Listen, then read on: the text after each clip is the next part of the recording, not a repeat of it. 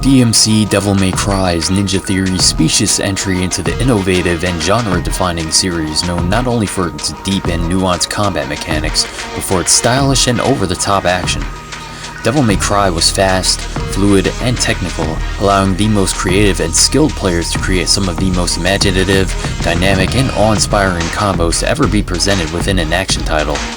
The last two entries in the series specifically were unparalleled due in large part to the wealth of tools given to the player, such as jump cancelling, switch buffering, exceed, distorted impact, DT bursts, and the like. These tools, when implemented in conjunction with the myriads of actions that Dante could perform through style and weapon switching, created an expansive palette for creativity to reign almost completely unfettered. In their ineffectual attempts at gaining a larger market share in the West, Capcom myopically appointed Ninja Theory to reboot this classic franchise to the chagrin of fans everywhere. While Ninja Theory wasn't a particularly terrible developer, they were known specifically for their use of motion capture and creative writing. With claims of elevating the game's experience into one that could rival both film and literature, Ninja Theory assured fans that the immaculate gameplay of the seminal series would not only remain intact, it would evolve even further, making past entries in the series antiquated by comparison. With a polarizing tonal shift, atrocious PR relations, lackadaisical design choices, and an overt lack of veneration for the legacy of prior installments in the series, Capcom and Ninja Theory released DmC Devil May Cry to a divided consumer base with hopes that the false dichotomy they created would ensure the title's success. But does the game itself live up to Devil May Cry's legacy on its own merits? DmC Devil May Cry emphasizes its more gritty yet clumsily constructed tone in its opening sequence, wherein the reimagined incarnation of the series icon becomes inebriated before participating in a night of sexual promiscuity. What follows is some of the most inconsistent and downright terrible writing ever scripted for a supposed AAA title. Dante himself is somewhat of an enigma, lacking any defining qualities to help him stand out in the broad lexicon of video game protagonists, besides suffering from a minor case of Tourette's. It's hard to gauge exactly who this person is when in one moment he is carefree and unengaged, and the next he's angsty and prone to paroxysms, only to transition to pure and kind just moments later. He's far too capricious to identify with, and lacks any sort of character arc that could feasibly account for his erratic temperament. It's obvious that Dante is whatever he needs to be in order for the plot to progress, but in being as such he's paradoxically made irrelevant by the plot that's attempting to elucidate a character for players to empathize with. Dante isn't the only casualty of the unfocused writing, however. Most of the characters that you will encounter are one-dimensional archetypes with motives that are overwhelmingly simplistic or vague enough to make them uncompelling. A fair example of the unfocused writing would be the main antagonist, who exists only as a means to an end, that end being Dante's retribution. Mundus is not a living, thinking, calculating participant in a world under his rule. His existence is contingent solely on Dante and Dante alone. This detracts any sense of immersion that might have been elicited had the story been more carefully crafted. If characters don't have a purpose beyond the protagonist's paradigm, the world that you've constructed quickly crumbles under the weight of its own artifice. Great stories quell artifice through means of character arcs, motivation, actions, and grains of truth sprinkled throughout the fictitious world, effectively lending credence to its plausibility. The world of DmC is lacking in all of these elements as well as in a cohesive vision. It satirizes real-world societal ails, fears, and grievances, such as the Orwellian dystopia, insincere self-righteous talking heads, the vilification of the proletariat, and the vacuous veneration for stupidity through reality TV. These ails aren't explored as a means of discourse, but very much like its one-dimensional characters are used as a tool to revel in the writer's unwarranted sense of grandiosity, effectively communicating nothing by the time the credits is rolled. It's puerile, it's embarrassing, juvenile, and somewhat pretentious. It's obvious that the creators of this story thought themselves far more clever than they actually were when penning the script, which appeases only to the lowest common denominator. To regard this story as anything beyond pandering would be a travesty, and it seems to be painfully unaware of that fact. When your studio is hailed for literary excellence, and you promise to elevate a supposedly deficient series to the upper echelon of artistic preeminence, you'd think that creating a cogent and well-defined story would be prioritized above all. It's hard to believe that the previous entries in the series, which were full of cheesy one-liners, over-the-top action, and a tongue-in-cheek attitude, deliver far more poignancy in a single scene than this title could muster in its entire 7-hour runtime.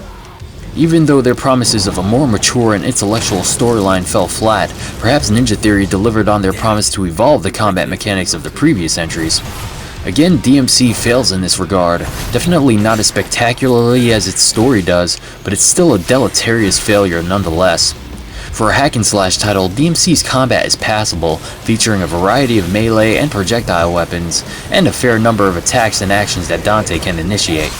There's definitely some fun to be had with the combat mechanics here, but to describe the mechanics themselves as anemic would be an understatement. While the gameplay is far more accessible in this installment, it's also far less nuanced. Weapons are unbalanced, enemies are derivative, the ranking system is too forgiving, and the style meter can be maxed out in a few attacks. Many of the advanced tactics of previous entries don't exist, but almost as an attempt at reassurance for the more hardcore players, some mechanics have been carried over, but not without being stripped of their function and utility. Jump cancelling perfectly exemplifies this choice in that it no longer requires precise positioning or timing, nor is it at all required that enemies even be touched by your attacks to sustain said cancelling. It's made completely redundant by Dante's apparent disregard for gravity in this title, and is hardly ever worth using unless you want to make yourself look ridiculous. It's obvious that the developers didn't understand why certain functions added layers of depth to previous titles, and haphazardly abolished their inclusion in the game while lackadaisically keeping some functions just for the sake of argument. It's hard to believe that there was a conscious focus on creating the greatest Devil May Cry game ever, when fundamental actions such as manual lock-on, taunting, fighting styles, and a consistent frame rate are sorely missing. This title is glitchy, sluggish, unpolished, and worst of all, inhibiting. Attempts at amalgamating all of the previous styles into one all-encompassing style fail miserably and encumber player freedom. Actions like the teleport, guarding, just releasing, dual targeting, wall running, etc. have all been stripped in favor of far less useful and fleshed out abilities like Angel Glide and parrying. There were plenty of ways to build upon and improve the combat mechanics of the previous games through brand new fighting styles, customizable style slots, new actions, weapons, and even devil triggers that could have expanded the gameplay vastly. Instead of evolving the gameplay by building upon the sound foundations of previous entries, the developers decided to expunge most of your freedom for a more streamlined experience, dealing a huge blow to a player's ability to experiment with vast and expansive combat options. DmC features very few attacks for each of its 5 melee weapons, and its projectile weapons are made negligible due in large part to laughable damage outputs. The demon weapons are far more useful as opposed to their angelic counterparts, due to how overwhelmingly powerful each of their attacks are, and how quickly they can max out the style meter. It feels as though the game is tailored to be played in a very specific manner, which goes against the very design philosophy of the previous titles, which gave players free rein to experiment with the tools that they were given. It makes for a far more diluted and unsatisfying experience overall, wherein creativity is suppressed effectively by tedium. Even with regard to its encumbered combat system, Ninja Theory thought it wise to include color-coded enemies that can only be damaged by specific weapons. Red demons can only be damaged by the demon weapons, and blue demons can only be damaged by angel weapons. This exacerbates an already ill-conceived design choice by effectively impeding player freedom even further. This becomes quite grating when you're forced to use the frail angelic weapons against the blue demons. If the combat wasn't already lacking in diversity, these enemies make sure to test your patience due in large part to how mundane these encounters become.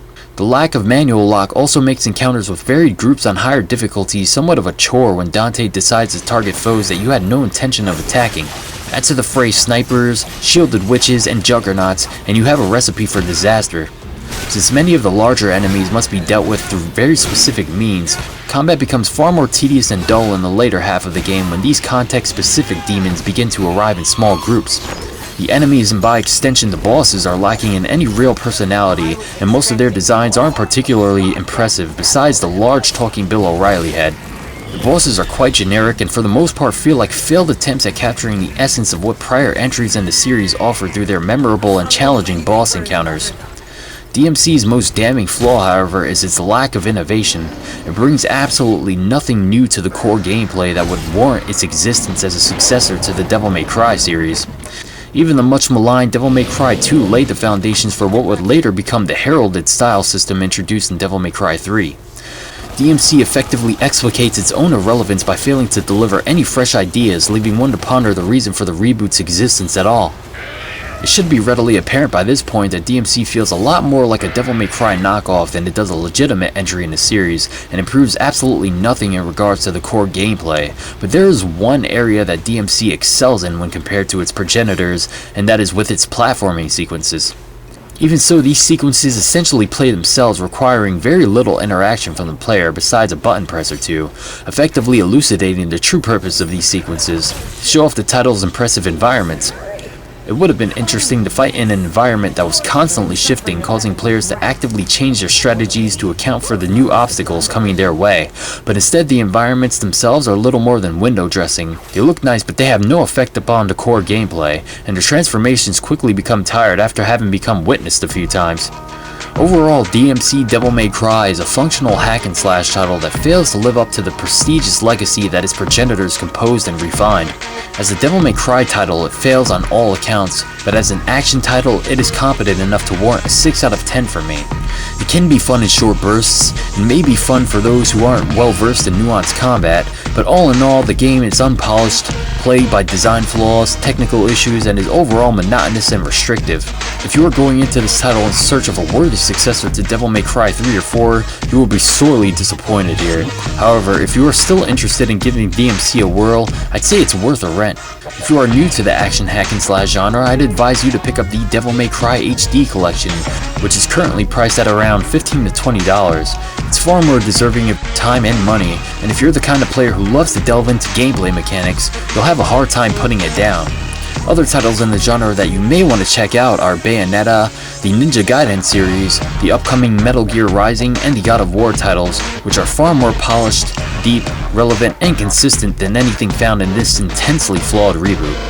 It's sad to see that Ninja Theory succeeded only in illustrating how little they understood the importance of player freedom, compelling narrative structure, gameplay mechanics, and the quality that the Devil May Cry brand demands in order to be regarded as worthy.